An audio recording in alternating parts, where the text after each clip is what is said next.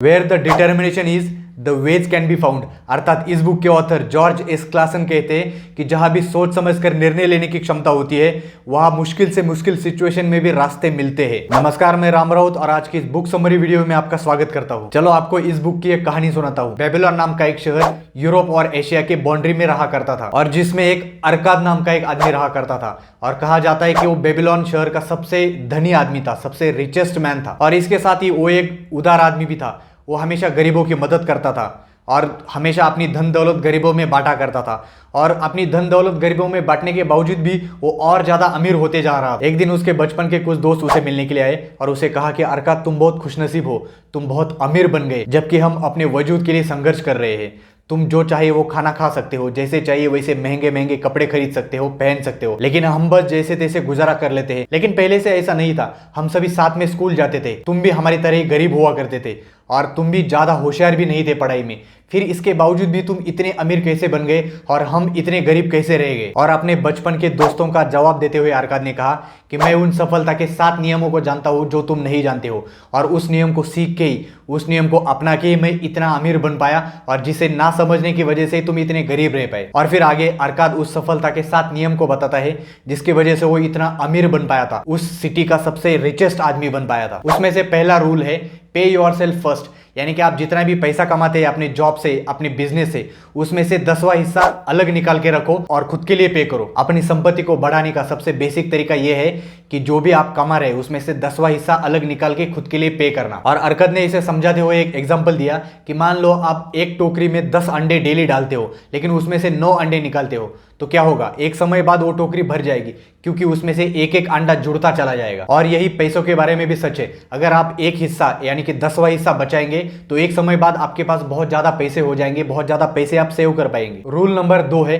Control your expenditure, यानी कि आपका जो खर्चा है उसे कम करना। हम जो भी खर्चा अपने ऊपर या अपने फैमिली के ऊपर करते हैं उसके 2 टाइप होते हैं। एक होता है अपनी नीड्स के ऊपर खर्चा करना और दूसरा होता है अपने डिजायर के ऊपर खर्चा करना। नीड्स वो चीज है जो बेसिक चीजें है, जो आपको चाहिए, जैसे रोटी, कपड़ा, मकान, जिसके ऊपर आपको खर्च किया जाना ही चाहिए, जो इसेंशियल है, जो बेसिक नीड है। और डिजायर वो है जो आपकी चैन की वस्तुएं जो लेते हैं, जैसे महंगी गाड़ी खरीदना, महंगे गिफ्ट्स, महंगे गहने या महंगे कपड़े खरीदना, जो आप अगर ना भी खरीदो तो भी आपका काम चल सकता है। इसलिए अरकाद दूसरे रूल में बताता है कि ऐसी चीजों से आपको बचना है, ऐसे चीजों पे खर्च करने से आपको बचना है जो आपको एकदम जरूरी नहीं है, जिसके बिना भी आप अच्छे से काम चला सकते हैं और आप अपने एक्सपेंडिचर को, अपने एक्स्ट्रा खर्चे को घटा के बहुत ज्यादा पैसे भी सेव कर सकते हैं। और आज के जमाने में हम देखते हैं कि जैसे हमारे पड़ोसियों ने, जैसे हमारे नेबर ने कुछ नई गाड़ी या नई कपड़े खरीदे, वैसे हम भी उनको दिखाने के लिए, शो ऑफ करने के लिए नए गहने, नए कपड़े खरीदते हैं जो कि एकदम जरूरी नहीं है। रूल नंबर 3 है make your money work for you,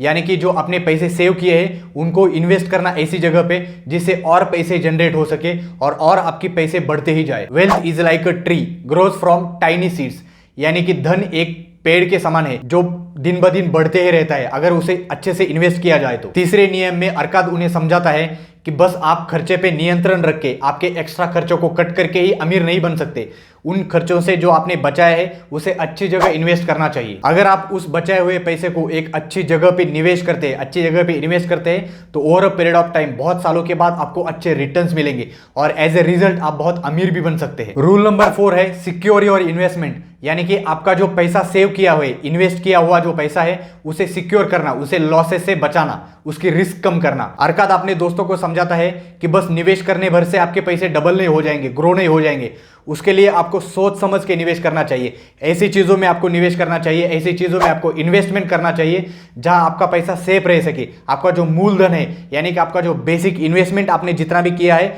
वो सेफ रह सके उस लॉसेस से। और इसके लिए इन्वेस्टमेंट के फील्ड में जो भी एक्सपर्ट लोग हैं उनकी एडवाइस आपको लेना चाहिए ताकि अच्छे से सोच समझ के आप इन्वेस्टमेंट कर सके और आपका जो बेसिक इन्वेस्टमेंट है उसको सिक्योर कर सके। रूल नंबर 5 है इन्वेस्ट इन रियल एस्टेट। आपको हमेशा रियल एस्टेट में, कोई घर खरीदने में इन्वेस्ट करना चाहिए क्योंकि इसे आप फ्यूचर में बहुत अच्छे रिटर्न जनरेट कर सकते हैं, बहुत अच्छा अपने फ्यूचर को सिक्योर कर सकते हैं। इसलिए आपके पास जो 90% पैसे बचे हैं उनमें से कुछ पैसे आपको रियल एस्टेट खरीदने में या घर या ऐसी जगह पे प्रॉपर्टी खरीदने में इन्वेस्टमेंट करना चाहिए जहां से आपको अच्छे से रेंट मिल सके, जहां से अच्छे से आपको इन्वेस्टमेंट मंथली बेसिस पे मिल सके और उस पैसों से आप फिर और ज्यादा पैसे भी बना सके। रूल नंबर 6 है सिक्योर योर फ्यूचर, यानी कि आपके भविष्य में, आपके बुढ़ापे के लिए, आपकी फैमिली की हेल्थ के लिए या आपके बच्चों के लिए आपको पैसे को बहुत ज्यादा, आपके इन्वेस्टमेंट को बहुत ज्यादा सिक्योर करना चाहिए। इसलिए आपको ऐसी चीजों में इन्वेस्टमेंट करना चाहिए जो बुढ़ापे में आपको या आपकी फैमिली की हेल्थ के लिए या आपके बच्चों के लिए स्टेडी और अच्छी ग्रोथ के साथ अच्छे रिटर्न्स दे सके, जिसके कारण ही फिर आप आपके बुढ़ापे में अच्छे से सर्वाइव कर सके और आपकी जिंदगी अच्छे से जी सके। और आज के जमाने में इसके लिए आप फिर म्यूचुअल फंड्स में या एफडीज में इन्वेस्टमेंट कर सकते हैं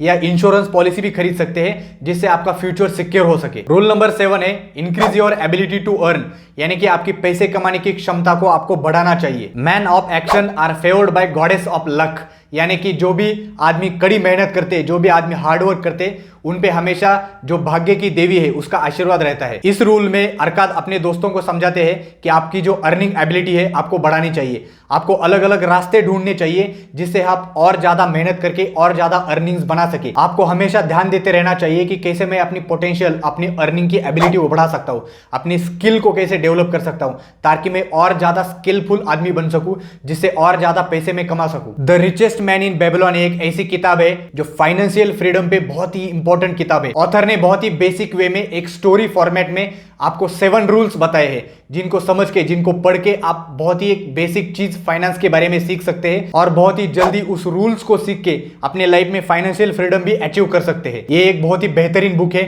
जो आपको जरूर पढ़नी चाहिए। अगर आप भी चाहते हैं कि आप जल्दी से इन्वेस्ट करके अच्छे से फाइनेंशियल फ्रीडम को अचीव करें, जल्दी फ्री हो सके और बहुत अमीर बन सके, तो शेयर मार्केट में इन्वेस्टमेंट करना बहुत ही एक अच्छी चीज, बहुत ही अच्छा डिसीजन साबित हो सकता है। अगर आपको शेयर मार्केट के बारे में बहुत ही बेसिक से जानना है और वो सभी रूल्स को सीखना है जिससे समझ के आप शेयर मार्केट में अच्छे से इन्वेस्ट कर सकते हैं और बिना लॉस हुए बहुत अच्छे पैसे, बहुत अच्छे रिटर्न्स कमा सकते हैं, तो मेरी इस वीडियो को अभी देख लो जिसमें मैंने the intelligent investor bye Benjamin Graham, इस बुक की बहुत ही डिटेल में और बहुत ही अच्छी बुक समरी बनाई है जिसको पढ़ के आप इन्वेस्टमेंट के बारे में एकदम बेसिक चीजें जान सकते हो और बहुत अमीर बन सकते हो इन्वेस्टमेंट करके। अगर आपको ये वीडियो पसंद आया तो प्लीज इस चैनल को सब्सक्राइब कीजिए ताकि मुझे भी मोटिवेशन मिलते रहे ऐसे अच्छी बुक समरीज आपके साथ शेयर करने के लिए, क्योंकि हमारा मिशन है कि अच्छी किताबें पढ़ के उनकी समरी आपके साथ शेयर करना जो आपको health, wealth, finance, relationship, business ऐसी तमाम चीजों में आगे बढ़ा सके और आपकी लाइफ में आप बहुत ज्यादा पैसे अर्न कर सके। और आपका प्यार और समय देने के लिए